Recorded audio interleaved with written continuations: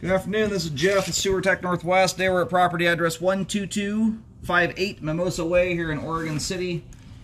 I describe everything as if you are standing in the street facing the front of the house. Right now I'm set up on the front porch.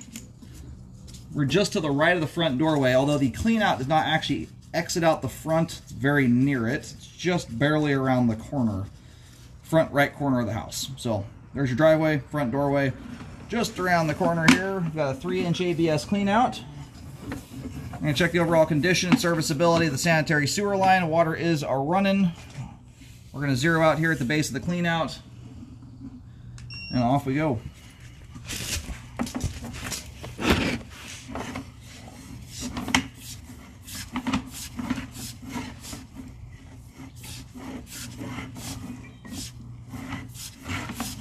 A pretty clean flow line there.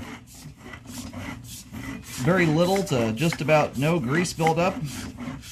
Wonderful thing to see. I'm a big stickler on grease buildup.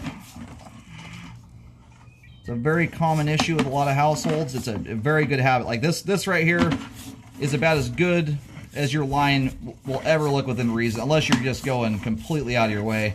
You don't need to lose your mind over it, but you know, you want to avoid putting it's the real quantity level stuff down the line. So if you've got enough oil and grease on your pans that if you turn them sideways, it runs off the pan in beads or worse.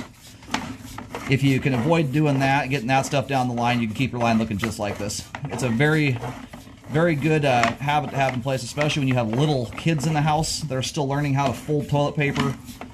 Grease buildup really promotes buildup, especially for improper items and or balled up toilet paper. And part of it slows everything down. It just makes your line sticky and malleable, so stuff loses speed quicker. And when it does stop up, it stops up in a big pile of grease and gets stuck to the flow line. And that's how you get your buildup potential. All right, there's the main there. My camera's been upside down for the last 20 feet or so, if you're wondering why the water's shooting overhead there. Thus far, fantastic looking sewer line. We're going to go locate really quick here. We're at the main. We're going to drain the line out and take another look at things. So far, superb looking line. I located the camera head successfully. Line terminates on Mimosa. The line ends up veering over towards the driveway, but it turns and shoots off at the street before going underneath the driveway.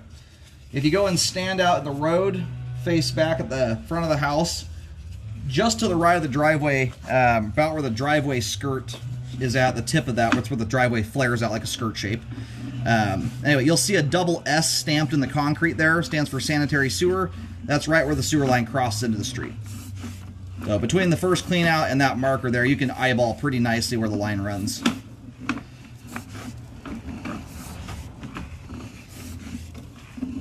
And if you're new to home ownership, I've done almost 25,000 sewer scopes at this point, with a lot of drain cleaning, and again, anytime I see a line that looks this nice, I like to point it out and tell you how to keep it this way. If you're newer to home ownership and aren't familiar with how to mitigate grease buildup, you know, again, thin little coating of PAM spray on your pans, not a big deal. You can hot water and soap handles that fine.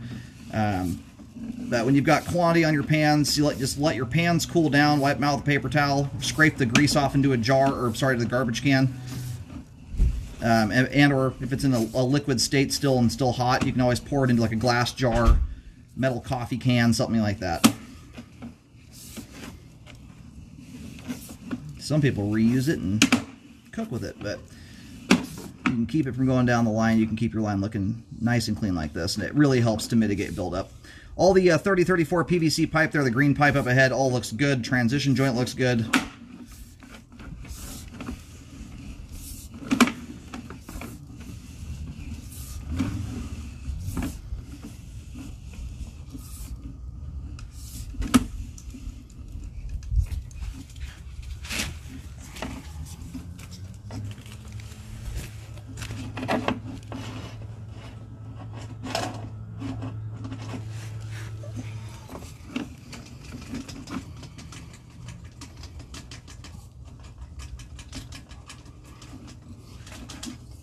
Alright, we're now heading back towards the house.